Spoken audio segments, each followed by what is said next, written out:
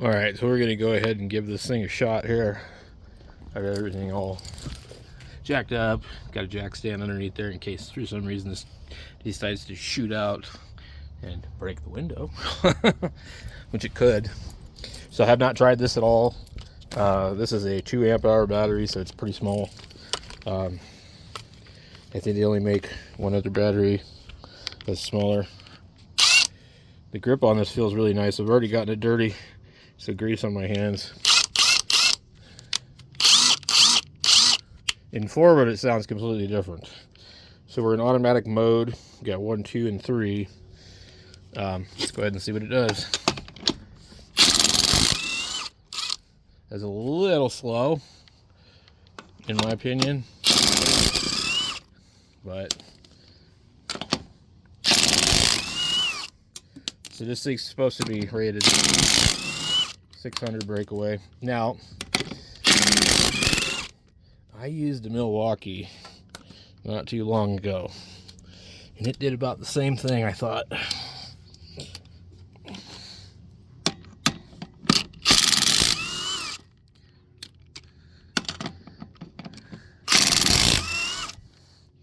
So, I don't know. I mean, what are these? Are torque probably 120 or something, you know. I didn't set them. I just put them on snug. I won't do these by hand with this either, but I want something to be able to at least do that.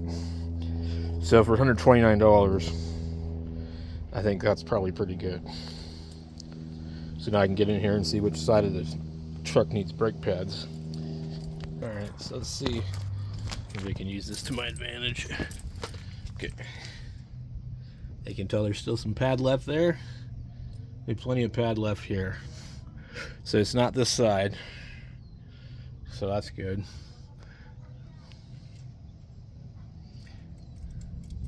That doesn't mean that's not what I'm hearing though. These things get real funky. Look, there's a little lizard in here. Where's he at?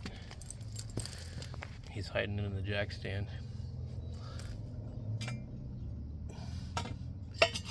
Where did he go? Interesting. I just seen the lizard go through here.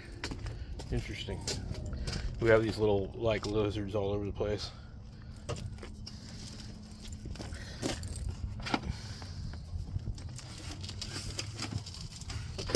I thought he was right here.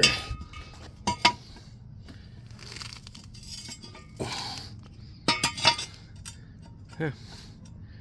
Wonder where he went. Alright.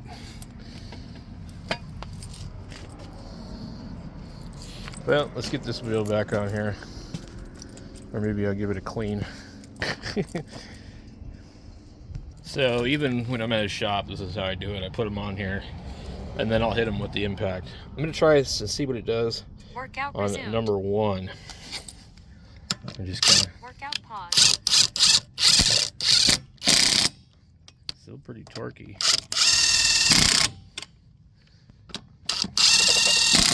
Unless number 1 is like full bore. I don't know. And then this is the pattern I'll do for 8 lug. Go ahead and kind of much of a star shape as possible.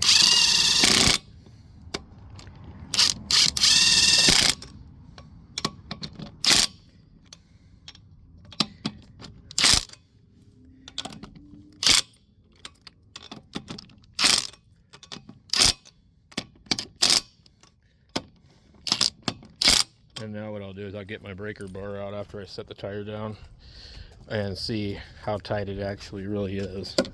Well, even if I really wanted to, I could actually probably just use a torque wrench. Okay, so I got it on number 1. Let's see what it does on number 1. So it limits the torque for sure. Let's go number 2. Try number 2. Pretty fast. Okay, number 3.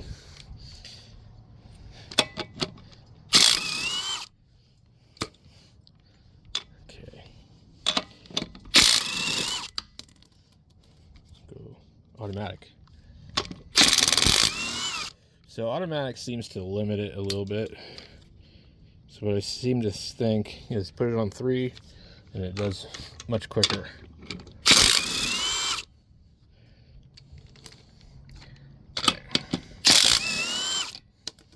Three acts more like an air impact.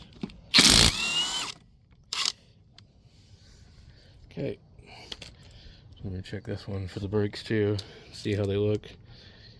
These lugs are expensive for these trucks.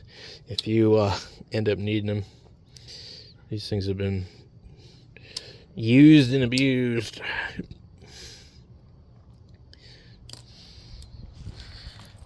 All right, I'm gonna guess it's probably this one. You see the dust in there. See, this is a highway tire. I prefer these type of tires. I don't need mud terrain tires on a work truck. All right.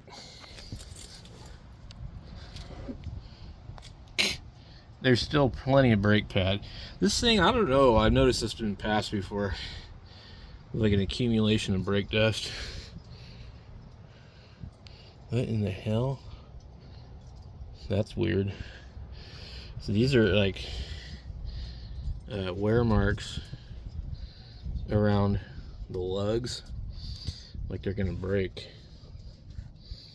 This is not good.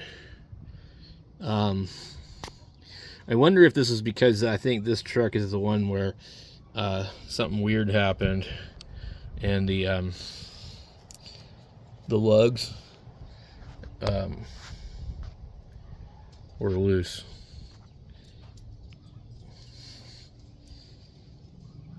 This is really weird. I don't remember this looking like this.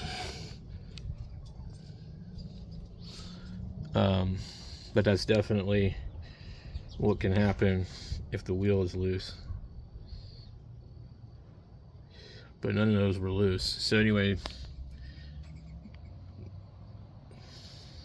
let me check maybe a little bit further inboard. Maybe the pad is worn on one end. I don't know if I can get in there and see or not.